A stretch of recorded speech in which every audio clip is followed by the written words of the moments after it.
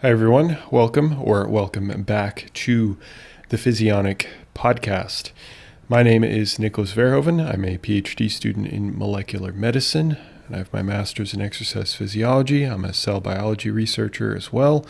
And today I'm going to be going a little bit off the cuff. I'd originally thought about covering a small scientific review of how anxiety is affected by carbohydrates and fat and really highly palatable foods. But to be frank, I thought the review was relatively boring, didn't go into any sort of mechanisms, which is what I am also interested in. I don't want to just know if something happens. I also want to know why it happens, and that's really the main driver of Physionic, right? Understanding the intricacies of the actual mechanisms of why certain things are the way that they are. That's what makes this brand separate from other brands, other than the fact that it is highly, highly science-based. If you want me to cover that in the future, I certainly can.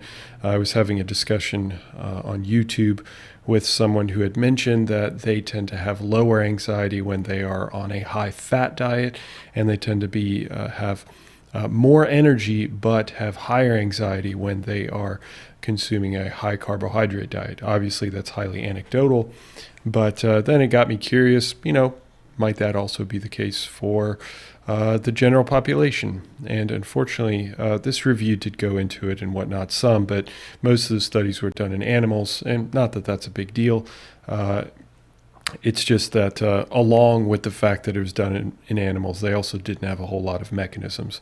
So, again, I might cover that in the future, but for the time being, it's being bumped for the topic for today.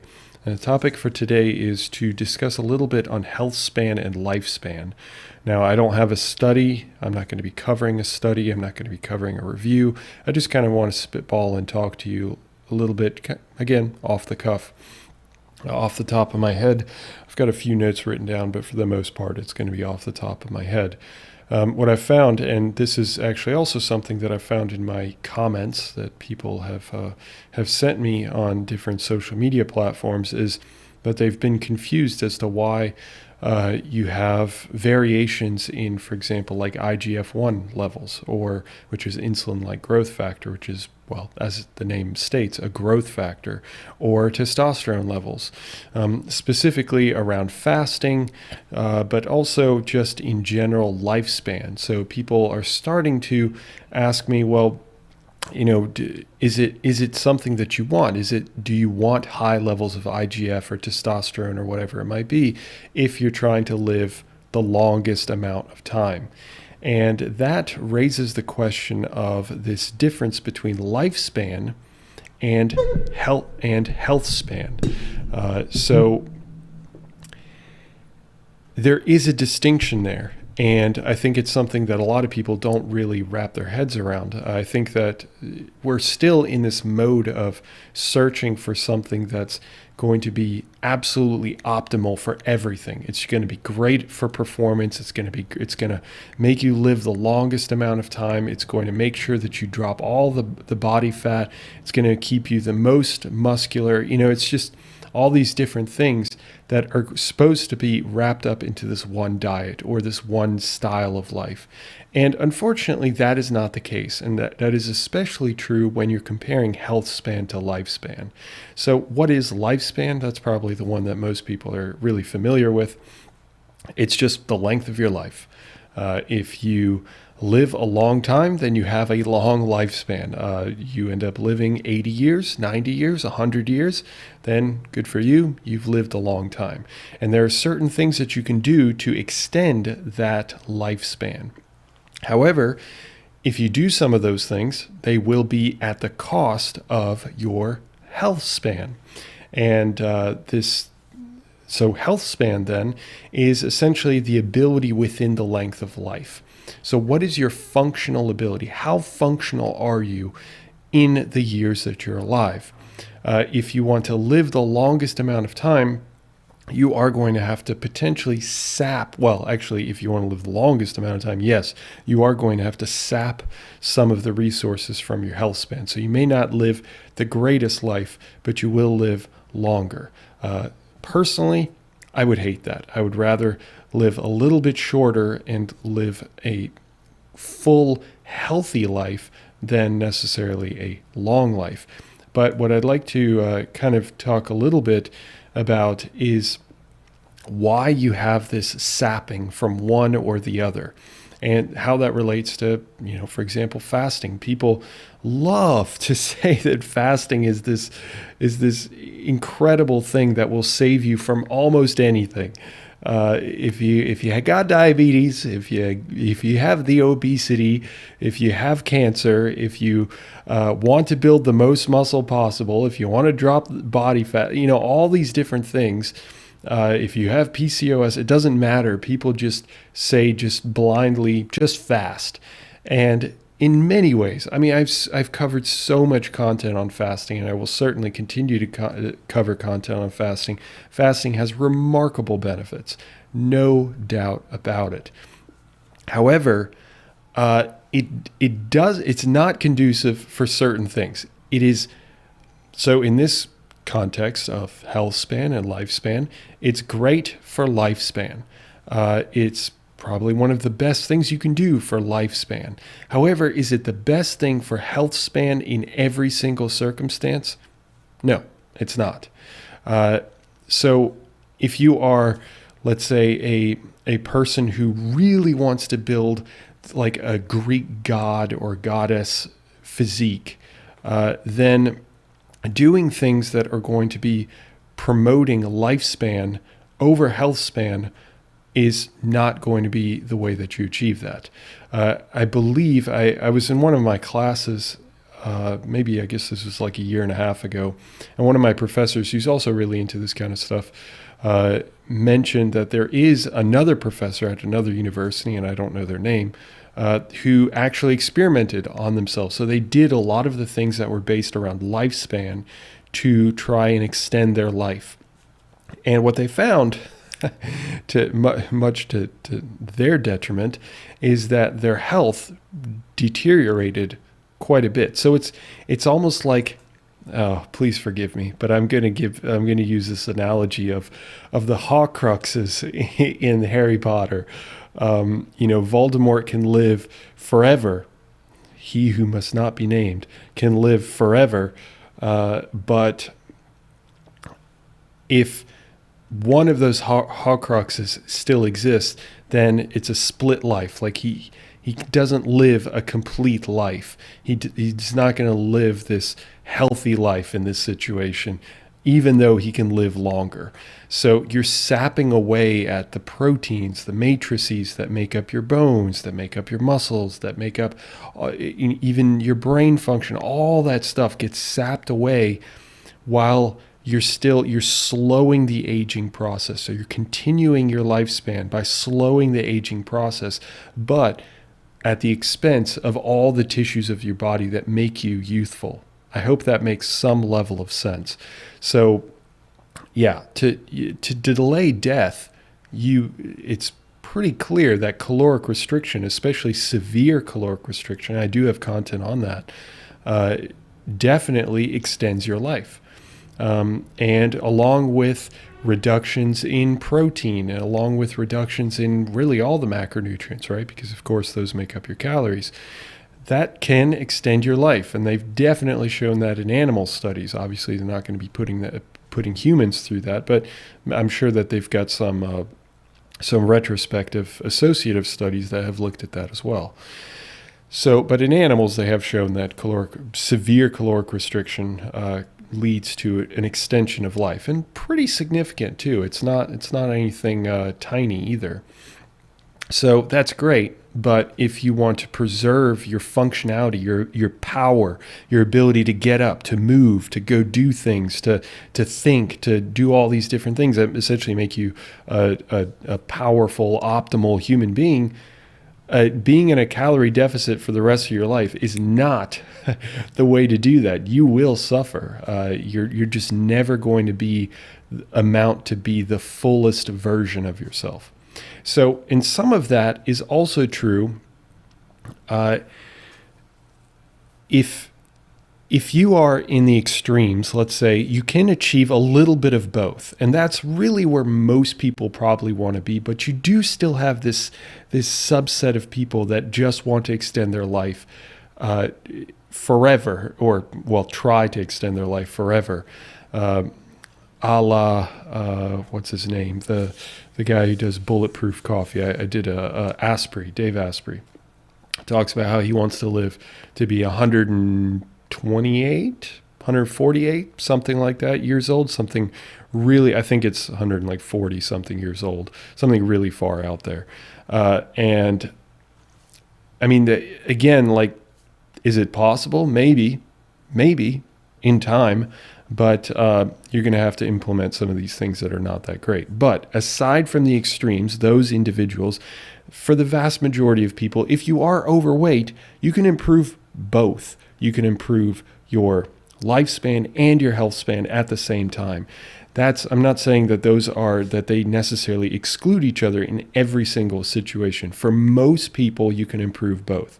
However, once you get to a certain level, of leanness or muscularity or whatever it might be, and you want to continue to move down that path of, like, I want to be the best possible or one of the best in that area, then you will most likely have to sap away at some of your lifespan to be able to achieve that. Or on the other end, if you want to live the longest, then you're going to have to sap away at your health span or your functional ability as a human being. And there has to be compromise there. And there is no diet. There will never be a diet. And the reason why I'm certain about this is because these are biological principles that are they're immutable. They just continue to be true. And it doesn't matter how much research we do. We can extend life, and we can, move that average, that point where people can improve both. We can move that a little bit, and we'll continue to work in research to try and improve both. But we're not going to be able to have this perfect being because of the way that our biology is set up, at least not based off of the current research. And having a perfect diet is not going to, there's no universal diet that's just going to fix all of these problems and make sure that you live the longest and you are the most functional person on planet Earth.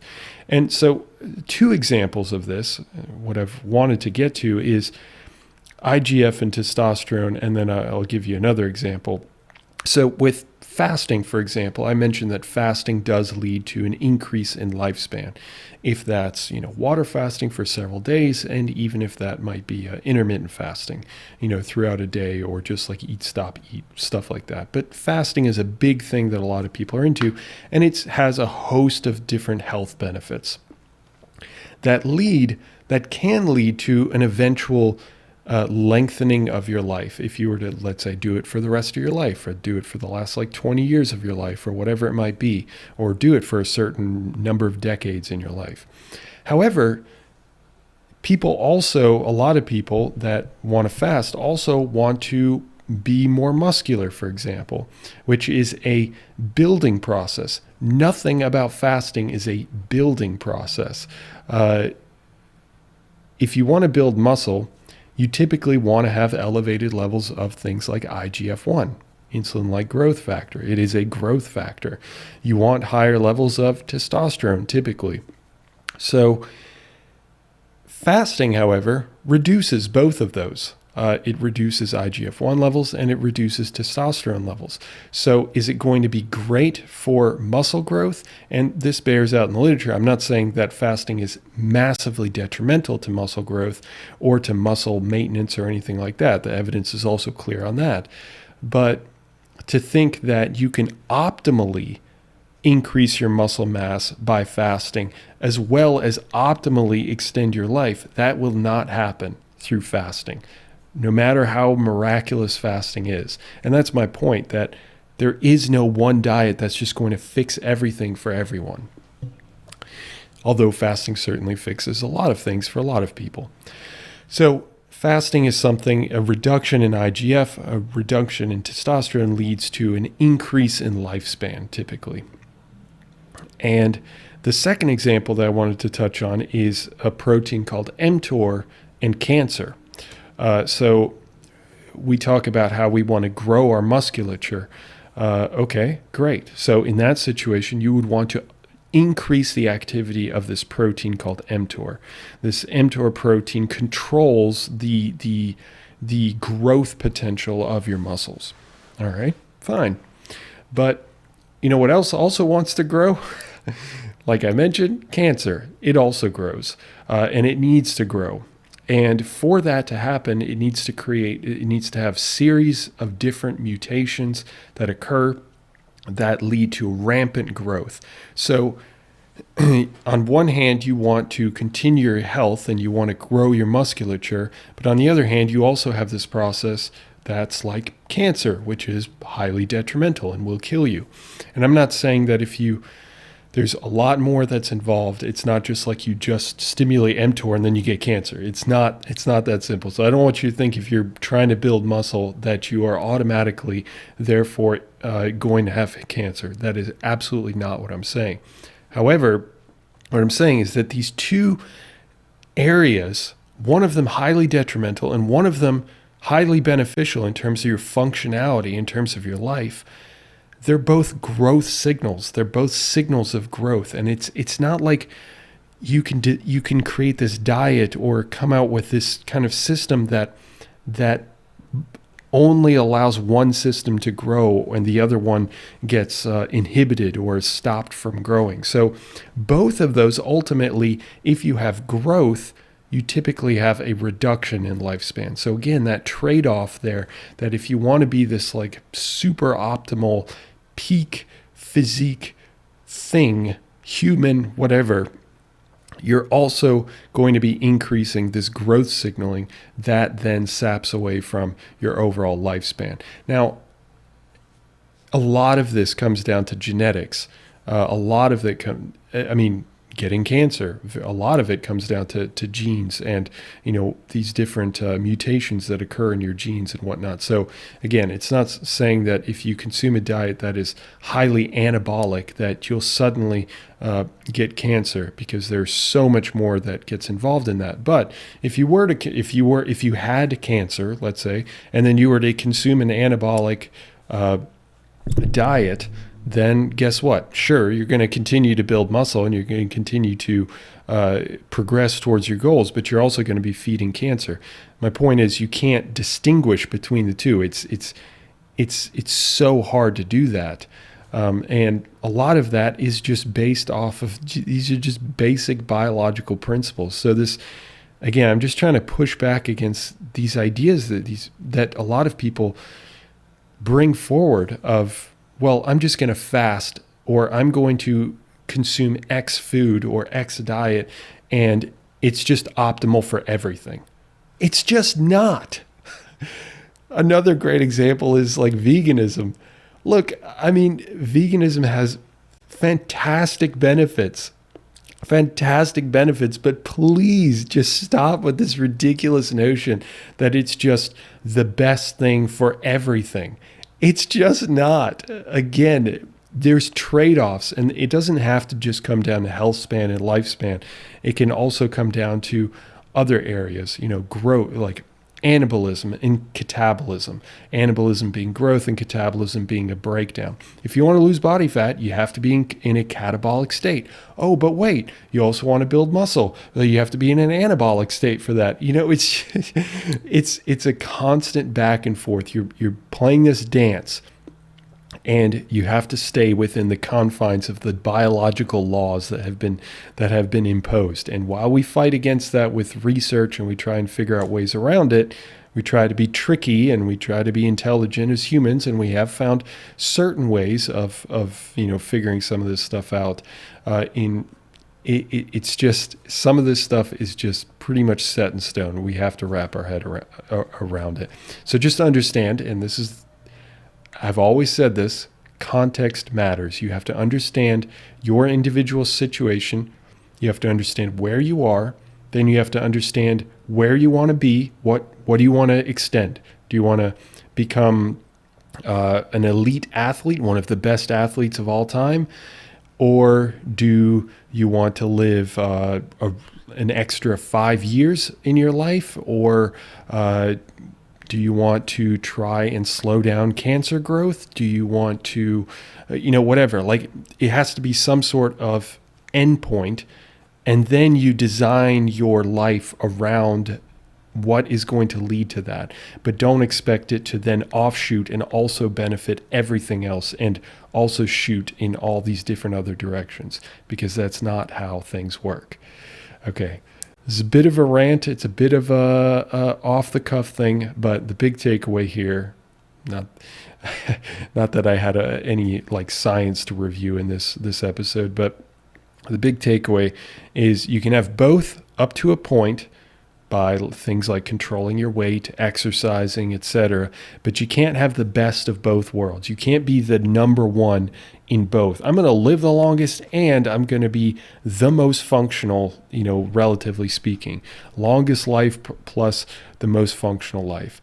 Or the greatest growth plus having the longest life. Or having the greatest growth but also being the leanest individual in the world. It's just like, it just doesn't work that way. You have to compromise. Your body has to compromise.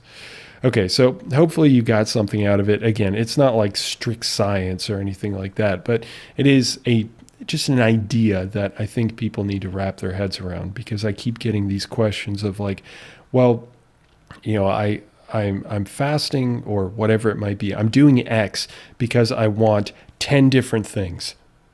And sure, maybe X will get you, it'll be like the best thing for like 2 of those things. It'll be pretty good at like 4 of those things. And then it'll be kind of okay for 1 of them. And then it'll be like terrible at the last like 2 or 3 things. And it's like, it does the exact opposite. It fights against those 2 or 3 things. But people don't seem to want to accept that. They just want to think there's this one thing and it just cures everything or it just fixes everything. Okay, thank you for indulging me. And hopefully you're okay with me discussing this topic instead of nutrition, fats, and carbohydrates on anxiety. But if you are interested in that, let me know. I'd be happy to cover that in time once I've kind of done probably a little bit more in-depth reading on it. Okay, with that, thanks for stopping by as always, and I appreciate it, and I'll catch you in the next one. See ya.